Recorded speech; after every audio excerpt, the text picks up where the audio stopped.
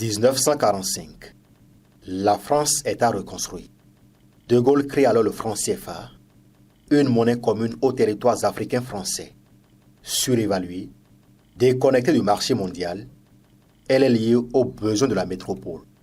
Un instrument au service de l'économie coloniale française qui reste en place même après les indépendances. La monnaie a une histoire, un lien avec la France, une ex-puissance coloniale qui n'a pas été rompue. C'est un héritage colonial. Donc, les anciennes colonies françaises ont hérité d'une monnaie dans la zone franc, et on peut dire deux monnaies, une de la communauté financière africaine et l'autre de la coopération financière africaine. La coopération financière africaine, c'est les pays de l'Afrique centrale, et la communauté financière africaine, c'est le franc de l'UEMOA. Donc ces deux monnaies sont des héritages de la colonie et qui ont été créés juste après la Seconde Guerre mondiale pour que ces colonies disposent d'une monnaie sûre, stable et qui permet à la métropole, n'est-ce pas, de sécuriser le fonctionnement de l'économie des colonies. De l'autonomie au souhait de l'émancipation totale, en passant par une illusion d'indépendance, entre dissension et compromission, emprise française et européenne, le franc CFA a connu une évolution. Si vous êtes arrimé à une économie, je veux parler de l'économie française, tout ce que vous faites agit d'abord sur l'économie française.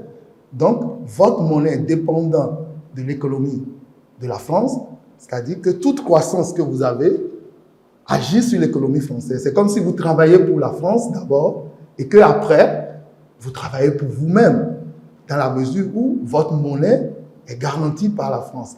Monnaie commune de 14 pays africains, le franc CFA a un lien très étroit avec la France et l'euro.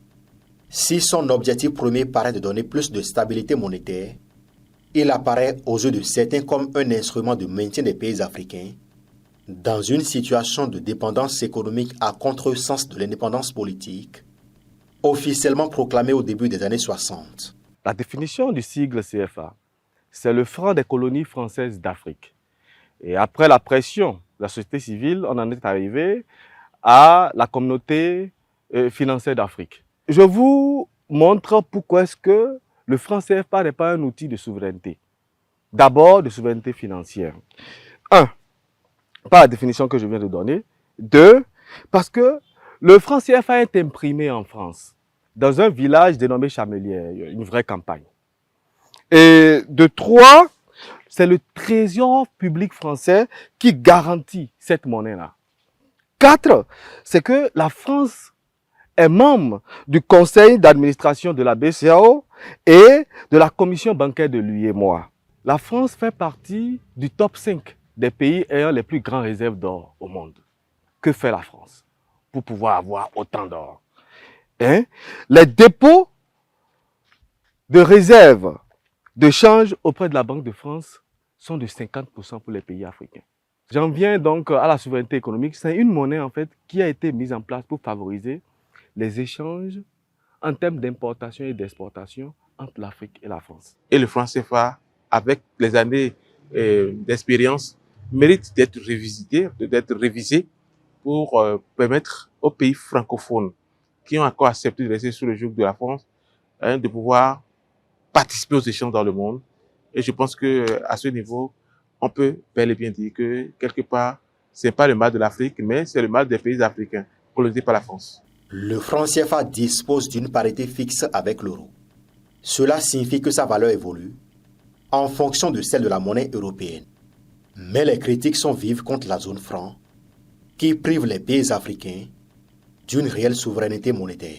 Le franc CFA, c'est un problème qui entrave le développement de l'Afrique. À mon avis, l'Afrique devrait s'unir, avoir une propre monnaie pour son évolution.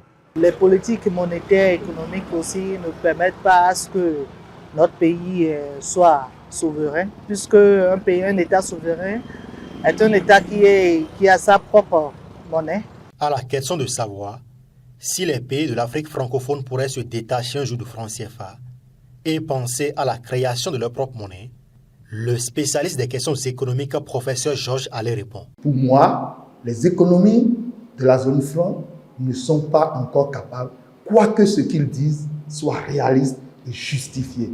Pour moi, nous ne sommes pas capables de contrôler le fonctionnement de nos économies à l'étape actuelle. Mais au bout du rouleau, il va falloir quand même se séparer de ça et créer notre propre monnaie. Parce qu'une économie, ce n'est pas seulement l'autonomie d'avoir une monnaie, mais il faut assurer la croissance économique. Les implications diplomatiques pour les pays qui accepteraient de quitter le franc CFA pourraient être diverses. Il faut dire que les implications diplomatiques seraient complexes, impliquant les ajustements et dans les relations avec les anciennes puissances et coloniales, des réponses variées des partenaires internationaux et des négociations cruciales pour établir de nouveaux accords économiques et financiers. Donc, la collaboration régionale jouera également un rôle clé dans la gestion de cette transition. Si le débat sur le franc CFA suscite des opinions diverses et des perspectives variées, il s'observe cependant une constante. C'est que l'Afrique aspire à de nouvelles dynamiques économiques et de nouveaux paradigmes de développement.